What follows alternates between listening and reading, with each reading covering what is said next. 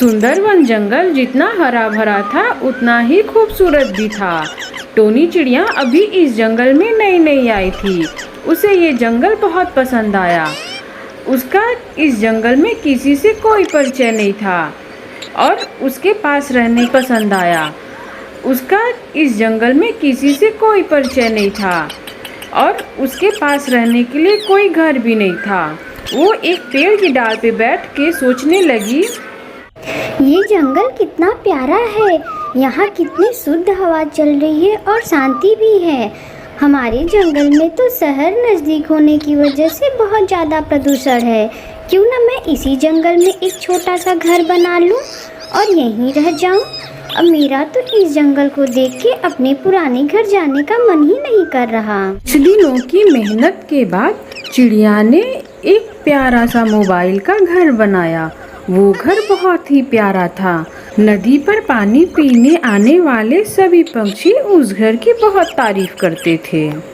एक दिन कौवी नदी पे पानी पीने आई। वो उस घर को देख के बहुत खुश हुई। अरे वाह, ये कितना प्यारा घर है। काश ये घर मेरा होता। मुझे तो कालू जी लाके एक टूटी सी झोपड़ी में रखे हैं। मुझे ये घर बहुत पसंद आया। अब मैं इसी घर में रहूंगी। लेकिन आज से पहले तो ये घर मैंने यहाँ कभी नहीं देखा। चल के अंदर देखती हूँ कि किस चिड़िया का घर है। ऐसा कह के कौवी घर में जाती है। टोनी अपनी बेटी के साथ घर में आराम कर रही थी। अरे अरे, कौन है आप और ऐसे कैसे हमारे घर में चली आ रही हैं? आपने दरवाजा भी नहीं नॉक किया। अरे वाह, एक तो चोरी ऊपर से सीना जोरी। एक तो पहले खुद ही हमारे जंगल में चली आई और आके अपना घर बना लिया।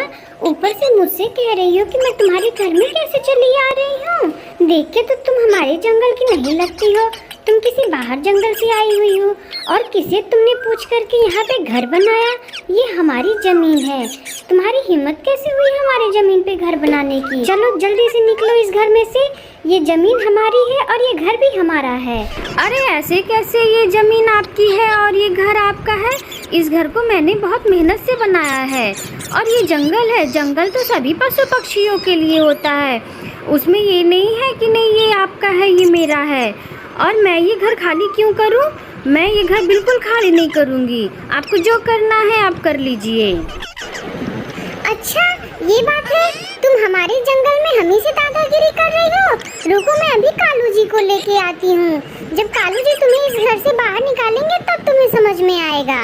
कौवी अपने घर जाके अपने पति कालू को सारी बातें बताती है। कालू जी, वो घर बहुत ही सुंदर है। मुझे उसी घर में रहना है। आप चाहे जो भी करो, आप चिड़िया को घर में से बाहर निकालो। ठीक है गौरी, तुम परेशान मत हो। मैं अभी चलता हूँ और उस चिड़िया को घर से बाहर निकाल देता हूँ। चलो मेरे साथ। दोनों पति पत्नी नदी के किनारे चिड़िया के घर जाते हैं। देख रहे हैं कालू जी, कितना सुंदर घर है।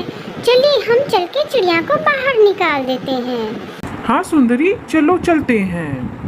वो दोनों आगे बढ़ी थे कि चिड़िया घर से बाहर आके उनकी धुआंधार पिटाई कर देती है।